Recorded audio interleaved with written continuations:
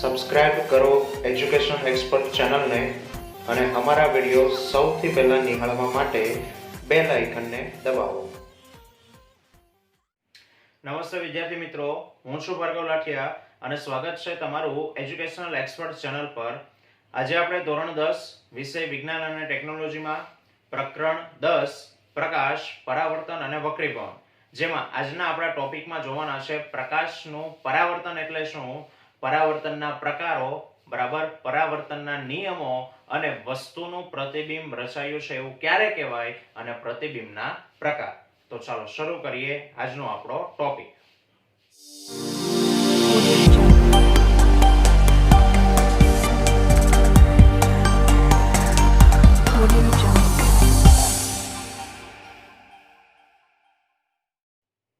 ચલો તો પહેલો સવાલ આપણે જોઈએ કે ભાઈ પ્રકાશનું પરાવર્તન એટલે શું અને પરાવર્તનના પ્રકારો છે તે જણાવો. તો પરાવર્તન એટલે શું? તો પ્રસ્તાવનામાં મેં તમને વાત કરી કે જ્યારે કોઈ વસ્તુની સપાટી ઉપર તમે પ્રકાશના કિરણોને આપાત કરો એટલે કે મોકલો, બરાબર, તો એ પ્રકાશના કિરણો વસ્તુની સપાટી સાથે અથડાય અને પાછા વળવાની ઘટના એને પ્રકાશનું પરાવર્તન કહેવાય, બરાબર. અથવા તો કોઈ વસ્તુની સપાટી ઉપર આપાત કરવામાં આવતા પ્રકાશના કિરણો વસ્તુની સપાટી પરથી પાછા વળવાની જે ક્રિયા એને પ્રકાશનું પરાવર્તન કહે છે, બરાબર. કોઈ પણ વ્યાખ્યા તમે લખી શકો.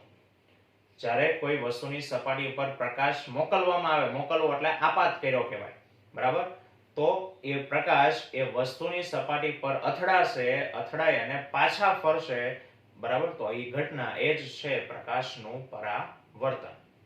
પરાવર્તનના બે પ્રકાર છે, નિયમિત પરાવર્તન અને અનિયમિત પરાવર્તન, બરાબર. ચલો આપણે સમજીએ નિયમિત પરાવર્તન કોને કહેવાય અને અનિયમિત પરાવર્તન કોને કહેવાય. તો કે ધારો કે કોઈ સમતલ, એકદમ સીધી, લીસી અને ચળકતી સપાટી છે.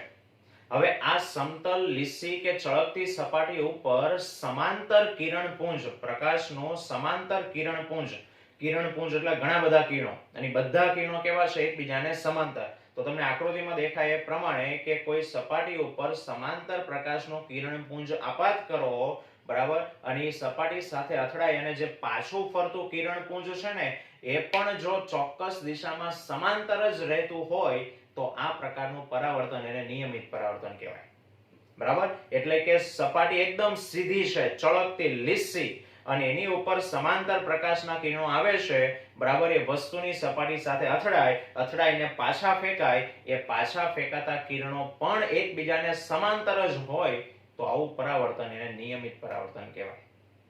અને અરીસા દ્વારા થતું પરાવર્તન નિયમિત પરાવર્તન કહેવાય. સમતલ અરીસો હોય ને, સીધો, કે જેની અંદર આપણે આપણું પ્રતિબિંબ જોઈએ છે, બરાબર, આ અરીસા દ્વારા થતું પરાવર્તન એ કયા પ્રકારનું કહેવાય? તો કે નિયમિત પ્રકારનું પરાવર્તન કહેવાય, બરાબર. ચાલો બીજું છે અનિયમિત પરાવર્તન.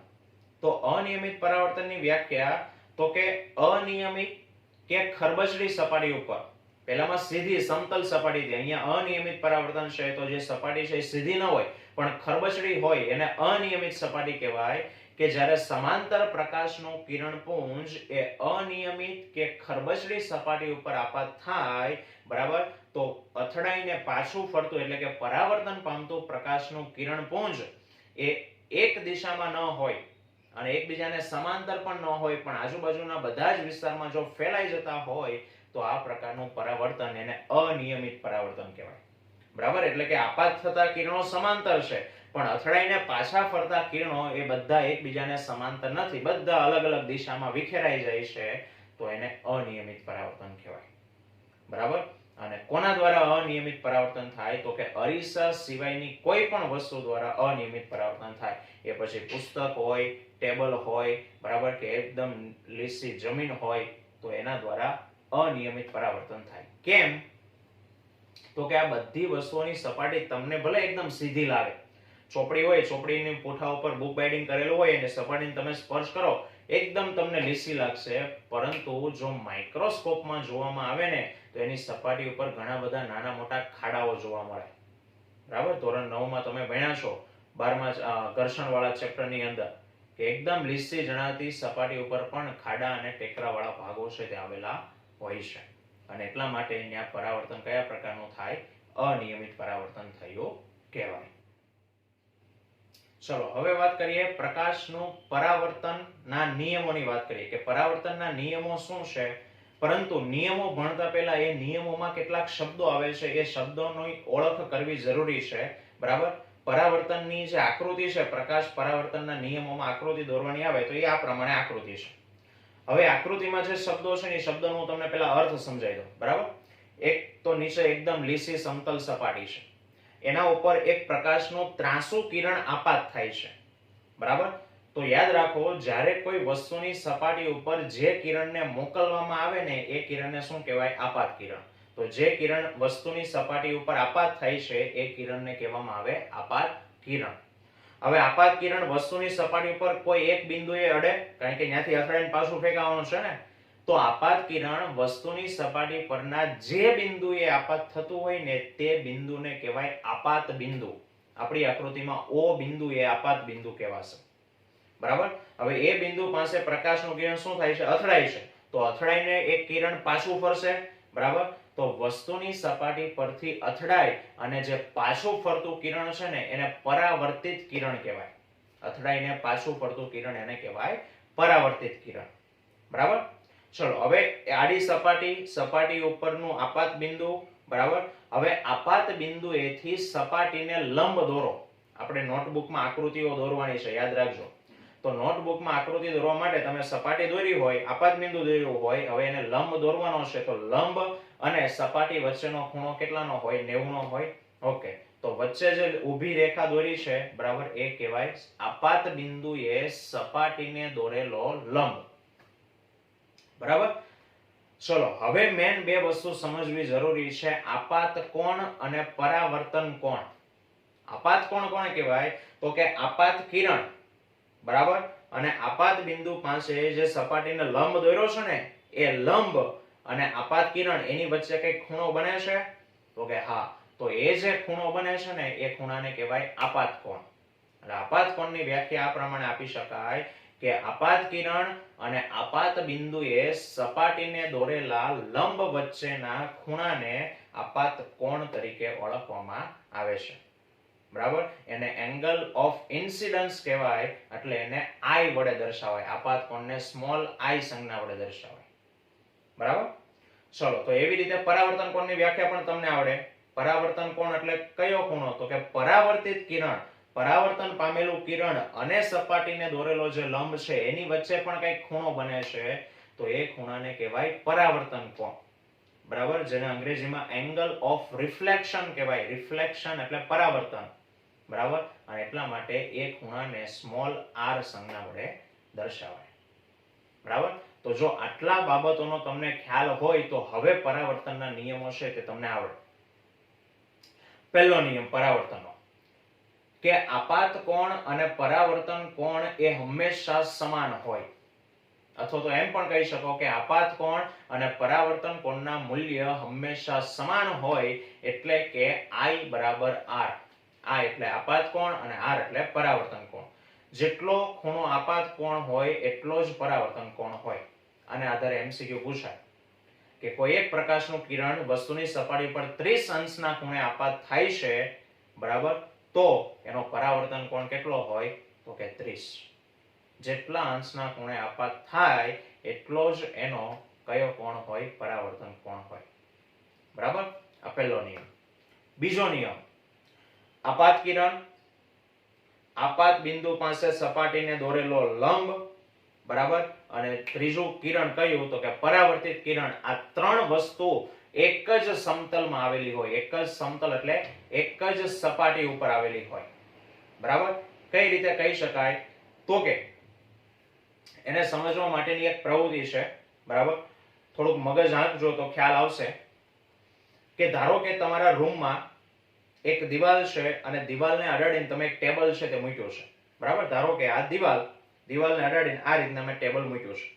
હવે દિવાલની સાથે એક મેં અરીસો મૂક્યો છે, આવી રીતે ઊભો દિવાલને અડાડીને અરીસો મૂક્યો છે ટેબલ ઉપર. હવે એક કામ એવું કરો કે એ જે ટેબલ છે એ ટેબલની ઉપર એક ડ્રોઈંગ કાગળ છે તે મૂકો, ડ્રોઈંગ પેપર. બરાબર, ડ્રોઈંગ પેપર મૂક્યું, એના ઉપર અરીસો મૂક્યો દિવાલને અડાડીને. હવે એની એક બાજુ ઉપર ટેબલની ઉપર લેસર લાઇટ મૂકો, લેસર, બરાબર. હવે એ લેસરને જ્યારે તમે ઓન કરશો ને તો લેસરનું જે લાલ રંગનું કિરણ છે ને એ તમને કોની ઉપર દેખાશે? તો કે કાગળની સપાટી ઉપર દેખાશે, કાગળ ઉપર દેખાશે, બરાબર. હવે આ પ્રકાશનું કિરણ અરીસા ઉપર પડે એટલે ત્યાં અથડાય, અથડાઈને પાછું ફેંકાય, તો જે પાછું ફેંકાતું કિરણ છે ને એ પણ તમને કાગળ ઉપર દેખાશે. તો તમે જોઈ શકો કે આપાત કિરણ ક્યાં છે? કાગળ ઉપર, ડ્રોઈંગ કાગળ ઉપર. પરાવર્તિત કિરણ પણ ક્યાં છે? ડ્રોઈંગ પેપર ઉપર, બરાબર. અને જે બિંદુએ આપાત થાય છે ને ત્યાંથી લંબ આપણે દોર્યો નથી, પણ ત્યાં દોરો તો એ લંબ એ પણ ક્યાં દોરવાનો થાય? કાગળ ઉપર જ દોરવાનું થાય ને. તો એ ત્રણેય વસ્તુ ક્યાં હોય? એક જ સમતલમાં હોય, બરાબર. આ બે નિયમો પરાવર્તનના નિયમો. અને હજુ એક ત્રીજો નિયમ છે, જાણકારી માટે કહી દઉં, ચોપડીમાં ક્યાંય આપેલો છે નહીં, બરાબર. ત્રીજો નિયમ એ છે કે આપાત કિરણ અને પરાવર્તિત કિરણ એ હંમેશા લંબની સામસામેની બાજુએ હોય. જોઈ લો આકૃતિમાં, વચ્ચે લંબ છે, લંબની એક બાજુ ઉપર આપાત કિરણ છે, લંબની બીજી બાજુ ઉપર પરાવર્તિત કિરણ છે. ક્યારેય પણ બંને કિરણો લંબની એક બાજુએ હોઈ શકે નહીં, યાદ રાખજો, બરાબર. ઓકે, આ થઈ ગયા પરાવર્તનના નિયમો. હવે આના ઉપરથી ઘણીવાર જે સવાલ MCQ માં પૂછાય છે કે ધારો કે અહીંયા તો આપણે જે પ્રકાશનું કિરણ આપાત કર્યું તે ત્રાંસુ કર્યું હતું, બરાબર. પણ ધારો કે વસ્તુની સપાટી ઉપર લંબ રૂપે તમે પ્રકાશનું કિરણ આપાત કરો. આપાત કિરણ કેવી રીતે કર્યું છે? વસ્તુની સપાટીને લંબ રૂપે, તો એનું પરાવર્તન પણ કેવી રીતે થાય? લંબ રૂપે જ થાય, બરાબર. તમે લંબ રૂપે આપાત કર્યું છે તો આ વખતે આપાત કોણ કેટલો થશે? તો તમારામાંથી કોઈ કહેશે સાહેબ 90 નો આપાત કોણ થાય?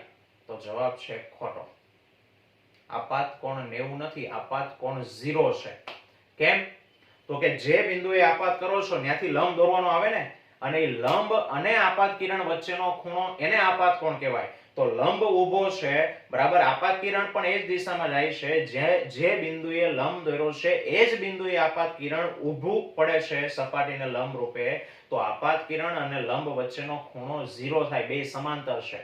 તો આપાત કોણ 0 નો હોય તો પરાવર્તન કોણ પણ કેટલાનો થાય? 0 નો જ થાય. એટલે એના એ જ માર્ગે પ્રકાશનું કિરણ શું થાય? પાછું પડે, બરાબર. તો યાદ રાખજો, જ્યારે કોઈ વસ્તુની સપાટી પર લંબ રૂપે પ્રકાશનું કિરણ આપાત થતું હોય તો એ જ માર્ગે પાછું ફરે, કારણ કે તેનો આપાત કોણ અને પરાવર્તન કોણ કેવો હોય? 0 હોય, સમાન હોય, બરાબર.